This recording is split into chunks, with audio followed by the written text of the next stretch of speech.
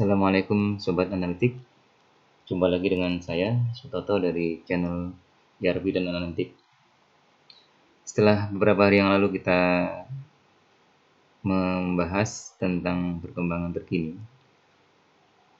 COVID-19 di dunia dan juga di Indonesia dengan cara membaca dashboard yang telah kita persiapkan sebelumnya. Pada hari ini tengah malam, ini sudah lewat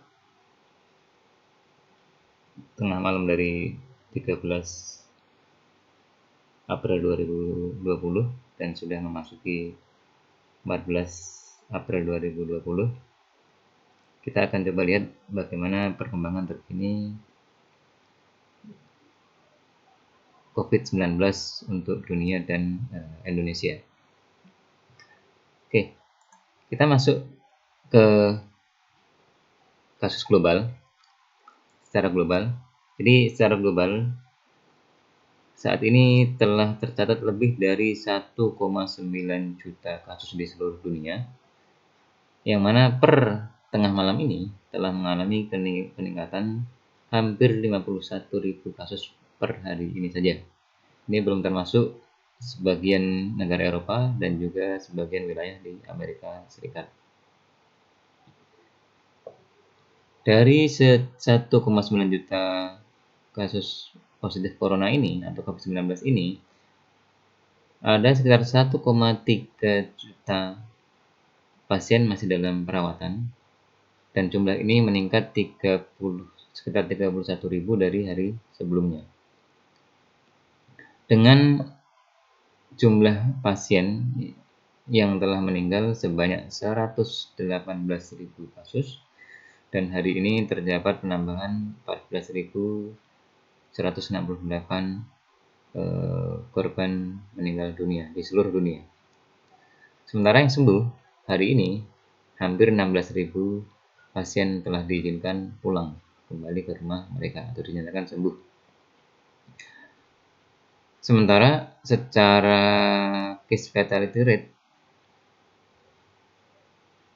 per saat ini secara global telah mengalami kenaikan 0,05% sehingga per detik ini case fatality rate tingkat global sebesar 6,23%.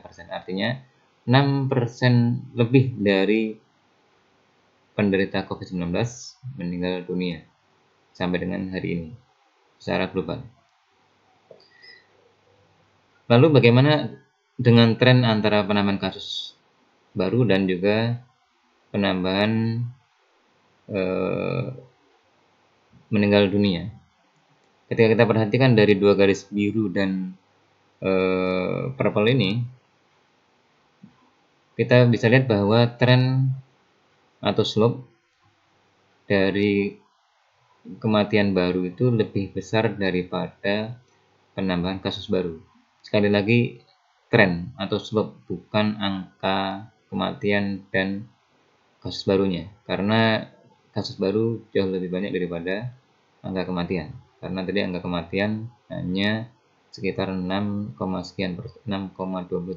dari total kasus. Dan juga secara global, jumlah pasien yang meninggal dunia per harinya itu jauh lebih kecil daripada jumlah pasien yang sembuh setiap harinya. Sebagai contoh, hari kemarin itu terdapat 4.000 jiwa yang meninggal, sementara yang sembuh terdapat hampir 16.000. Berarti hampir 4 kali lipatnya yang sembuh dibanding dengan yang meninggal. Sekali lagi, angka ini belum angka final karena masih belum tutup buku. Ya, karena tutup bukunya adalah GMT plus 00. Lalu kita masuk, negara mana sih yang paling terimbas atau yang paling besar kasusnya secara global? Dari peta warna di peta ini, kita ketahui bahwa kasus terbesar ada di Amerika Serikat sebanyak 573.000 kasus positif COVID-19, dan ini adalah angka terbesar seluruh dunia. Dari warnanya yang sangat kuat dibanding dengan yang lainnya. Sementara Cina yang sebelumnya itu menjadi pusat epicentrum justru jauh lebih kecil daripada Amerika, yang mana Cina masih pada posisi 82.000 kasus positif COVID-19. Demikian juga negara-negara di Eropa seperti Italia yang saat ini 159.000 kasus dan Spanyol hampir 170.000 kasus. Namun angka dari negara-negara di Eropa ini tadi dan juga di Cina masih jauh lebih kecil daripada Amerika saat ini. Nah, sedangkan ketika kita perhatikan tren case fatality rate-nya sejak pertengahan Februari sampai dengan hari ini itu cenderung mengalami peningkatan. Yang sebelumnya pada pertengahan Februari hanya 2,15%, saat ini telah naik menjadi 6,23%. Jadi sudah berlipat dalam waktu sekitar 2 bulan case fatality rate-nya. Bagaimana dengan negara-negara yang memiliki kasus tertinggi atau yang sangat besar di dunia? Kita lihat Cina sebagai pusat epicentrumnya waktu itu. Case fatality rate-nya ada di kisaran 4,07% atau 4% ya. Dengan jumlah korban jiwa sebanyak 3.300 jiwa. Sementara Italia itu korban jiwanya telah mencapai hampir 20.500 jiwa. Yang pada hari ini telah ada penambahan baru 566 korban jiwa. Dan CFR untuk case fatality rate Italia mengalami peningkatan atau makin parah sebesar 0,1%, sehingga posisi terakhir CFR dari Italia adalah 12,83%, mendekati 13%. Sedangkan Spanyol sedikit lebih baik daripada Italia, yang mana case fatality rate-nya pada kisaran 10,32% dengan tingkat korban meninggal dunia sebesar 17.489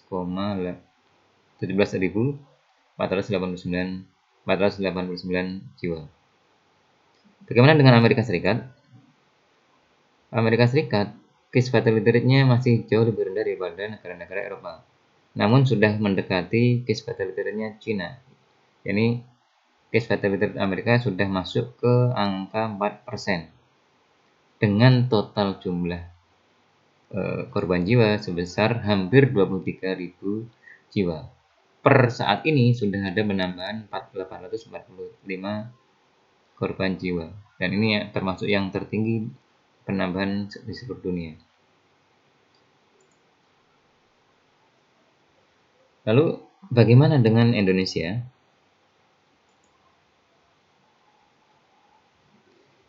Sebagaimana telah diumumkan tadi sore bahwa telah ada penambahan kasus baru sebanyak 316, dan ini angkanya 83 kasus lebih kecil daripada hari kemarin tanggal 12, dan jumlah pasien yang meninggal dunia itu sebesar 26 jiwa dan mengalami penurunan 20 jiwa dari yang tanggal sebelumnya. Sehingga secara total korban meninggal dunia di Indonesia yang dilaporkan pemerintah adalah 399 jiwa dan 380 pasien dinyatakan sembuh dan boleh dipulang. Sedangkan CFR atau case fatality rate Indonesia saat ini pada posisi 8,76%. Ini lebih bagus daripada Italia dan Spanyol, dan namun jauh lebih besar daripada Cina dan Amerika Serikat. Dan kabar gembiranya adalah case fatality rate hari ini mengalami penurunan 0,04%. Namun kalau kita perhatikan case fatality rate ini masih lebih tinggi daripada recovery rate, artinya secara total jumlah yang meninggal itu lebih besar daripada yang sembuh. Sebagaimana bisa kita lihat pada angka perbandingan jumlah meninggal dan pasien sembuh sebelumnya. Oke, ini kurang lebih update dari kami terkait dengan case fatality rate dan lainnya terkait dengan COVID-19 di Indonesia dan dunia. Semoga kondisi ini segera membaik sehingga kasus-kasusnya makin menurun dan semakin banyak pasien yang sembuh dan segera cepat berlalu sehingga kehidupan kita segera kembali ke kondisi normal. Untuk itu stay safe dan tetap tinggal di rumah jika memungkinkan, dan selalu jaga jarak aman dengan orang lain ketika terpaksa harus keluar rumah, dan pastikan menggunakan masker dan selalu cuci tangan setelah beraktivitas di luar sebelum masuk rumah. Cukup sekian dari kami, semoga ada manfaatnya. Jangan sungkan untuk memberikan kritik dan komentar. Jika ini bermanfaat, dukung kami dengan memberikan like ataupun subscribe. Salam analitik. Assalamualaikum warahmatullahi wabarakatuh.